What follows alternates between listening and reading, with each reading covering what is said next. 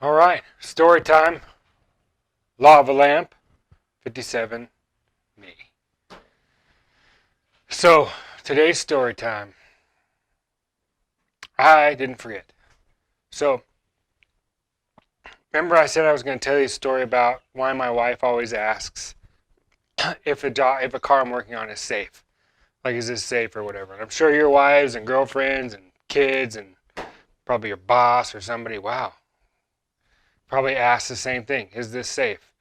And here's why mine asks, because she has a good reason. Um, So I don't know if I told you a story about my old pickup, one of them. At one time I had 16 67 to 72 Chevy trucks.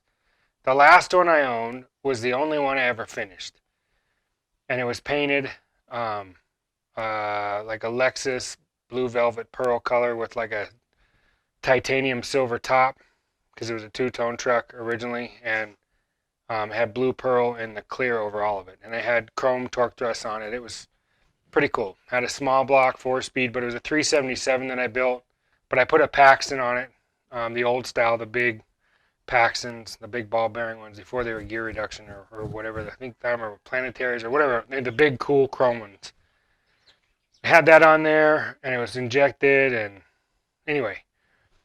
But I used to shatter 4-speeds in it all the time. I saved up and bought a Richmond Super T10, 220 first gear, I think. And that lived for a while till that thing twisted the input shaft off, I think, going second to third or something. But that truck ran pretty good. Anyway, that truck. So it was one of the last time I think I blew the 4-speed up. And I was putting the Richmond in. So we had our first house out in Cuna, my wife and I. And she was literally on the other side of the garage wall in our office, 5, 10 feet away. And I was out there in the double car garage and I had one of those, quick little floor jacks, and I slid underneath there and jacked it up real quick. And I'd already disconnected the shifter and everything and pulled the boot, and I was ready to drop it out. And I slid underneath there, took the drive line out, dropped the rear cross member, took the 4 bolts off the tran and slid that sucker out, threw it underneath there, grabbed the other tran, stuck it up there, bolted it in, put the transmission cross member in, and I think I was trying to jack it up to do something, mess with the clutch linkage or something. I remember what I needed to get more height because I was like trying maybe the top bolt or something. I don't remember what I was trying to do. So I reached over and grabbed the jack handle. Now it was laying parallel to me. Front tires here, jacks here, me. And I'm underneath about the middle of the door. And I reach over, grab the jack handle, and I go to tighten it up. But I went the wrong way. And the jack came down, and the pinch weld landed right here on my chest and it crushed me. Like the truck crushed me. And as my chest was cracking and snapping and popping, I could hear it. The lights were going out. It's like the curtains in the old movie theaters. They just went out. Lights went out. Now, that's the last thing I remember. I don't know how long I was like that for. The last thing I remember until the next thing I remembered, which was like waking up like in a really foggy blur, like in a black and white movie. It was really hazy, and like I was sort of conscious, not really sure what was going on. I felt like I was like a puppet, like my arm was being moved and I didn't mean to move it, and then my legs were moving and I wasn't moving them. But I'm feeling it going on. And I'm like tightening up the jack handle, and then my right leg kicks the jack handle up, and then flops on top of it and slides the jack handle down, and then goes underneath it and does it again, a couple, 2 or 3 pumps, and then all of a sudden the car lifts off my chest, and my chest cracks like this audible crack, and all this air comes rushing in, and then like I'm awake, like now I'm like fully coherent, and I slide out from underneath that truck. I'm just like on my knees, just kind of dazed, looking at this thing, like I can't believe that just happened. And what really freaked me out is I was looking underneath there where I was laying. And, where the pinch weld had caught me, if I'd have been, up just slightly farther into the truck, the frame wheel would have caught me right here. But instead it was like literally right there. it would have caught me right in the forehead. If I'd have been a half-inch farther forward, it would have crushed my skull. Because my truck was really low. Like I sat it really low. And those frames on those trucks are real low. So, and I told you guys I don't get religious. I don't get philosophical or, anything about like politics or anything on this channel. But I will say this. After that, I will say this. Like, I believe in God completely 100% because I'm an idiot. And I do stuff like that all the time. And, like, if he wasn't real, I wouldn't be here. I shouldn't be here. And I'm not going to try and pretend that, that wasn't some sort of,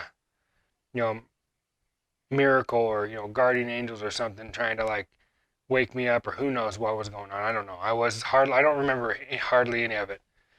And I don't know how my wife found out. I probably told her. I don't remember much of what happened after that. More than likely, I slid the jack stands under it, slid underneath there, put the drive shaft in, crawled back out, shifter in, fired up, and tested out the new tranny. I'm pretty sure that's how that went. But I'll never forget it, neither will my wife. And that's the reason why she comes out and checks on me. Is I'll see her. I'll be doing something, and I'll look over, and she'll be like,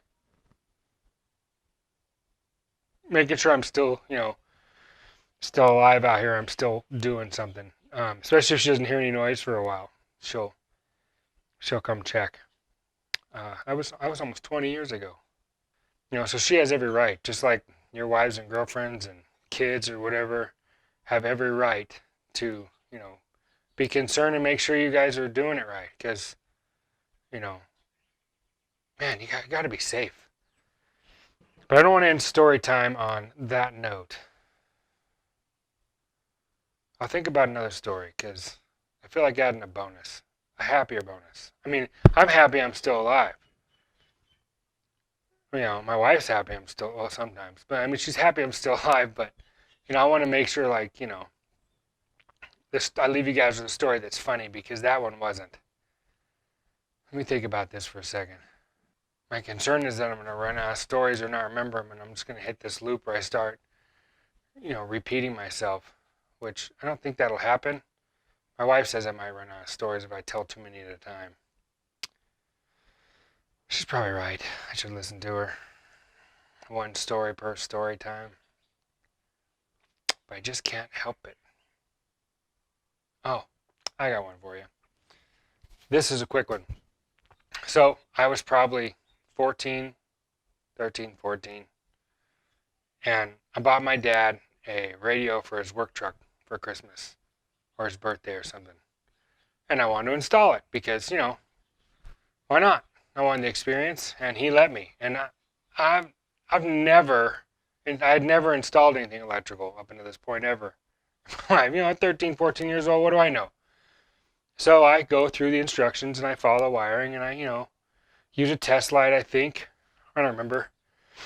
And I, hook the stereo up, buck connectors, and I hook the stereo up, and I get it all ready, and electrical tape, and it's all nice and neat. And, my dad comes out and tries it, and I don't know, it didn't work.